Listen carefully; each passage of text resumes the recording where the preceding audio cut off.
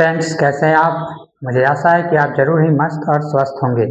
आज मैं फिजिक्स का टॉपिक लेकर आया हूं। सबसे पहले मैं परिचय देना चाहूँगा और फिजिक्स का टॉपिक जो है वो है आपका नेत्र लेंस, है ना, और दृष्टि दोष। नेत्र लेंस और दृष्टि दोष के बारे में हम लोग जानेंगे। सबसे पहले उसका परिचय देंगे और परिचय में आपका पहले नेत्र लेंस और दृष्टि दोष के परिचय के बारे में आपको जानना है। नेत्र के सहायता से ही हम दुनिया को देखना या हमारे दुनिया को देखना या हम दुनिया को देख सकते हैं, यानी नेत्र के सहायता से ही दुनिया को देखना संभव है। इसके बिना हमारा जीवन काटना है और हम आंख मूंद कर चलते हुए अंधे व्यक्ति की तुलना हम लोग कर सकते हैं। वर्णन में हम बताएंगे कि मानव नेत्र लगभग गोलाकार होता है।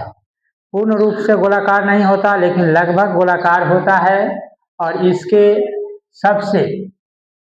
सबसे ऊपरी परत, नेत्र लेंस के सबसे ऊपरी परत जो है वो दो भागों में बटा होता है और एक भाग को हम लोग क्या कहते हैं, यानी एक भाग को हम लोग एस्क्लेरोटिक तथा दूसरे भाग को हम लोग कॉर्निया कहते हैं। कॉर्निया के नीचे वाली परत को कोराइड कहा जाता है और जो आगे जाकर दो भागों में बट जाता है। एक भाग को हम लोग आइरिस के नाम से जानते हैं और दूसरे भाग को हम लोग सिलियरी मांसपेशिया के नाम से जानते हैं।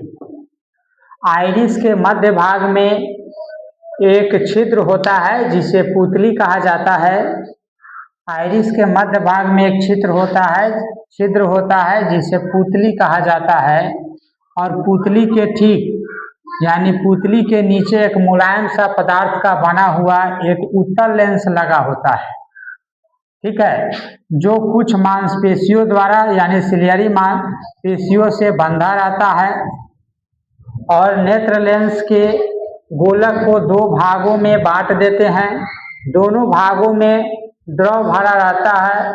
बड़े वाले भाग में जो द्रव होता है उसे विट्रियस ह्यूमर कहते हैं और जो छोटे वाले भाग के जो द्रव होते हैं उसको इक्वियस ह्यूमर कहा जाता है। आंख के सबसे भीतरी वाली जो भाग है ना, उसको हम लोग क्या रेटिना कहते हैं या रेटिना कहा जाता है और इसी पर नेत्र द्वारा किसी बिंब का प्रतिबिंब बनाया जाता है। तो ये आपका जो है दोस्तों, यानी मानव नेत्र का ये जो है आपका परिचय हुआ।